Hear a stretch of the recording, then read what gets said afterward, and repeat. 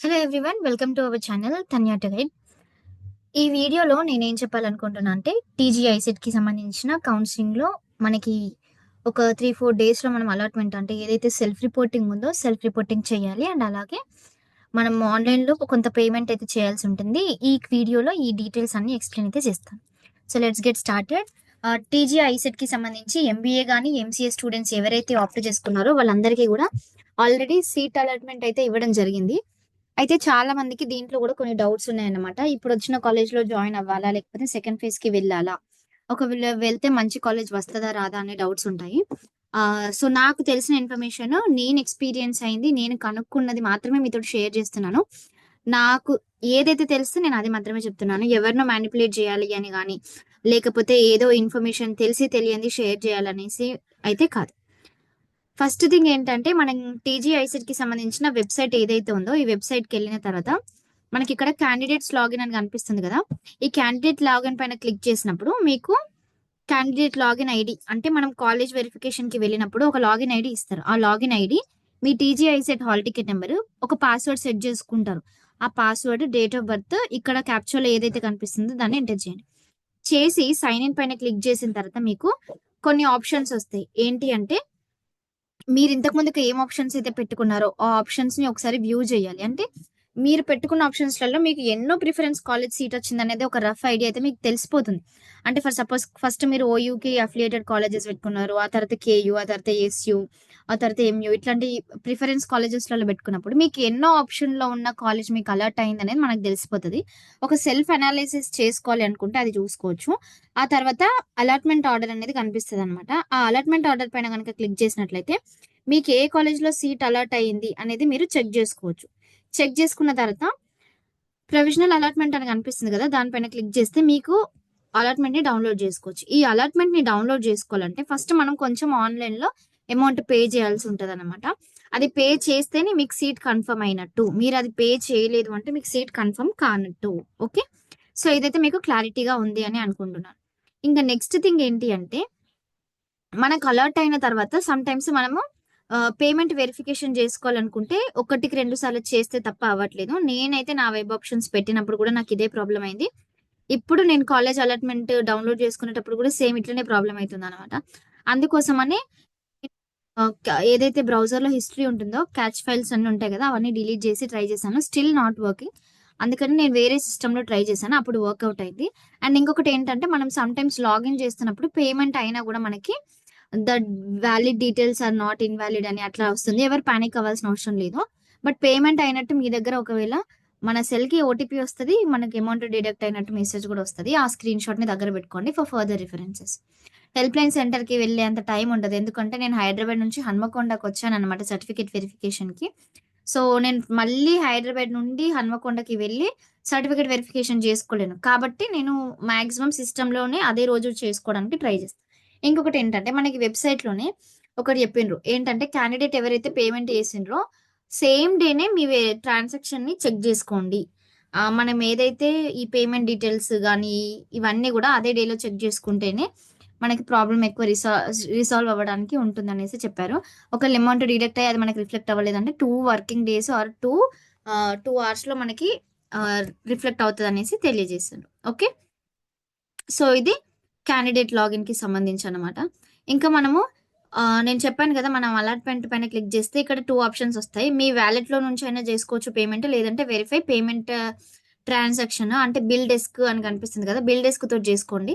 Credit card గానీ, debit card గానీ ఉంటే ఈజీ అయిపోతది. దాన్ని ట్రాన్సాక్షన్ టీ వాలెట్ ఎందుకంటే టీ వాలెట్‌లో క్లిక్ జేసినామంటే మనకి మళ్ళా క్యూఆర్ కోడ్ అది ఇది అంతా అడుగుతది. సో, నాకెందుకో ఆ ప్రాసెస్ పెద్ద డిఫరెంట్‌గా అనిపించింది. So, credit cards are much better. Next allotment order గురించి చూద్దాము. సో, ఈ అలాట్‌మెంట్ ఆర్డర్ ఏదైతే ఉందో, దీంట్లో మనకి కొన్ని ఇన్‌స్ట్రక్షన్స్ ఇచ్చిండ్రు. అవి గూడా ఒకసారి చూద్దాము. ఈ అలాట్‌మెంట్ ఆర్డర్‌లో మనకి ఏంటంటే ఫస్ట్ థింగ్ అలాట్‌మెంట్ ఆర్డర్‌ని డౌన్‌లోడ్ జేసుకోవాలి. డౌన్‌లోడ్ చేసిన తర్వాత ఆన్‌లైన్‌లో ట్యూషన్ ఫీ పే చేయాలన్నమాట.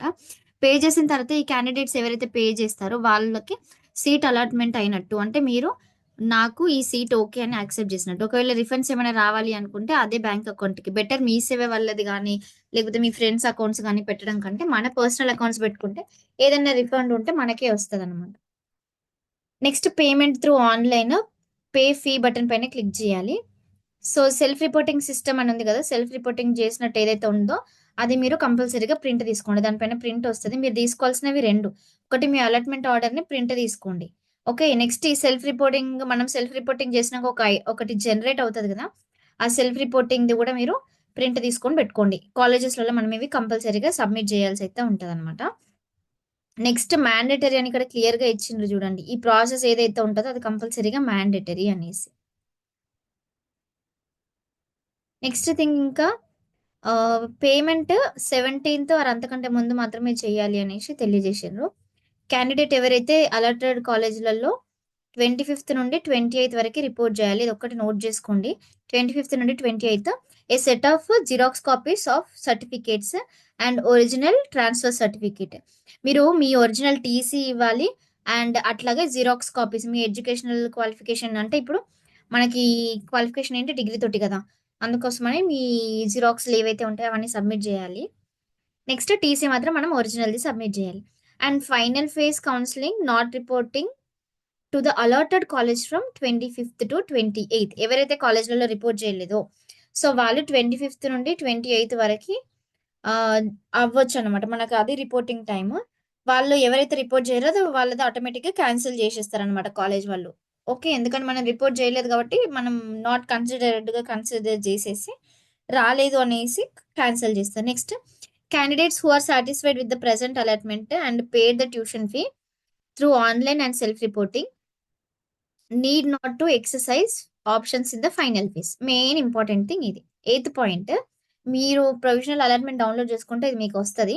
సో, ఎవరైతే ఆల్రెడీ ఇప్పుడు సాటిస్ఫై అయిండ్రు. నేను అలాట్‌మెంట్ డౌన్‌లోడ్ చేసుకున్నా. నేను ట్యూషన్ ఫీ పే చేసిన ఆన్‌లైన్‌లోనే అని అనుకున్న వాళ్ళు మళ్ళీ సెకండ్ ఫేజ్‌కి వెళ్ళాల్సిన అవసరం లేదు. Need not exercise options in final phase counselling. So, మీరిప్పుడు సీట్ అలాట్‌మెంట్ అయ్యి సాటిస్ఫై ఉంది అనుకున్న వాళ్ళు చేయాల్సిన అవసరం లేదు. లేదు నేను సాటిస్ఫై కాలేదు అండ్ నేను సెల్ఫ్ రిపోర్టింగ్ చేయలేదు అనుకుంటే మీరు ఫైనల్ ఫేజ్‌కి వెళ్ళండి. And all the eligible candidates can participate in final phase counselling. ఎవరైతే ఎలిజిబుల్ అవుతారో మీరందరూ కూడా ఫైనల్ ఫేజ్ కౌన్సెలింగ్‌కి పార్టిసిపేట్ చేయొచ్చు. The candidate can participate in final phase of counselling without paying tuition fees. So, ఎవరైతే ఫైనల్ ఫేజ్‌కి వెళ్ళాలనుకుంటున్నారో వాళ్ళు first ఫేజ్‌లో tuition fee pay చేయాల్సిన అవసరం లేదు. But the provisional allotment made in first phase automatically stands cancel. అంటే ఎవరైతే first ఫేజ్‌లో చేశారో ట్యూషన్ ఫీ పే చేసి, సో, అది ఆటోమేటిక్‌గా క్యాన్సెల్ అయితే అయిపోతదనేసి చెప్పిండ్రు. Has no claim to the provisional allotment now made. అంటే మనం ఎట్లాంటి క్లెయిమ్ చేసుకోవాల్సిన అవసరం లేదు అనేసి వీళ్ళు తెలియజేస్తున్నారు. Next tuition fee reimbursement is not applicable to the self finance courses. Specially in private aided colleges. So, మీరు జాగ్రత్తగా మనము నేను టెలిగ్రామ్‌లో ఒక ఆల్‌మోస్ట్ 250 వరకి స్క్రీన్ షాట్స్ పెట్టినా. అవి మీరు ఒకసారి చెక్ జేసుకోండి. కాలేజ్ ప్రొఫైల్స్‌లో అది సెల్ఫ్ ఫైనాన్స్ కాలేజెస్ ఎయిడెడా? అన్‌ఎయిడెడా? ప్రైవేట్ కాలేజెసా? గవర్నమెంట్ కాలేజెసా? అని పెట్టాను. అదొకసారి చూసుకోవాలి. మనము ప్రైవేట్ అన్‌ఎయిడెడ్ ఇన్‌స్టిట్యూషన్స్ ఏవైతే ఉన్నాయో దాంట్లో మనకి సెల్ఫ్ ఫైనాన్స్ కాలేజెస్ వాళ్ళకి ఫీజ్ రియంబర్స్‌మెంట్ అయితే రాదు. సో, మనమే పే జేసుకోవాలి. ఫర్ సపోజ్ ఒక కాలేజ్‌లో 40,000 ఉంది అనుకో. సో, 40,000 ఉందనుకోండి. ఈ 40,000 మనమే పే జేసుకోవాల్సి ఉంటదనమాట. ప్రైవేట్ అన్‌ఎయిడెడ్ కాలేజెస్‌లో. Next sports and NCC quota seats are not considered for first phase allotment. First ఫేజ్‌లో స్పోర్ట్స్ కోటాలో ఏదైతే ఉందో దాన్ని కన్సిడర్ అయితే చేయలేదు. All the candidates claiming reservation under NCC shall exercise options in final phasing. So, వీళ్ళు final ఫేజ్‌లో మాత్రమే చేసుకోవాలి. అండ్ ఇప్పుడు మీకు సీట్ అలాట్‌మెంట్ అయిన దగ్గర మాకు వద్దు అని అనుకుంటే మీరు లాస్ట్‌కి మీకు ఇదిగోండి ఇక్కడ కనిపిస్తుంది కదా! Option number 13. సో, ఈ 13లో cancellation of provisionally allotted seat అనే ఒక లింక్ కనిపిస్తది. ఆన్‌లైన్ క్యాన్సిలేషన్ అంటే మీరు ఆన్‌లైన్‌లోనే క్యాన్సిల్ చేసుకోవాలి. ఆ లింక్ పైన క్లిక్ చేస్తే ఐ అగ్రీ అనేది క్లిక్ చేస్తే సబ్మిట్ బటన్ వస్తదనమాట.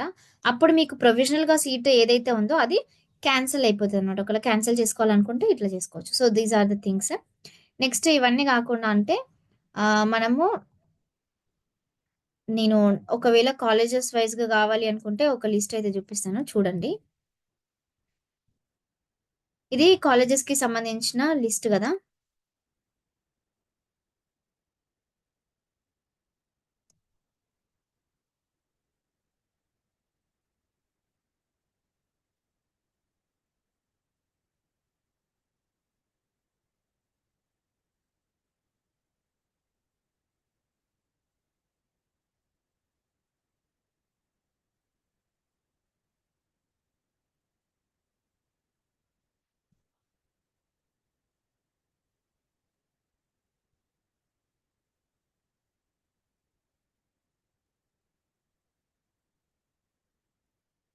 సో ఈ కాలేజెస్కి సంబంధించిన వెబ్సైట్ మనం ఓపెన్ చేస్తే ఇక్కడ చూడండి, మీరు ఫైనల్ ఫేజ్లో పెట్టుకోవాలనుకునే వాళ్ళకి నేను ఇచ్చే కొన్ని సజెషన్స్. నార్మల్గా మనకి స్లాట్ బుకింగ్ ఉంటుంది కదా, ఈ స్లాట్ బుకింగ్ నేను చేసుకుంది అయితే 5 to 5:30కి స్లాట్ బుక్ చేసుకున్నాము.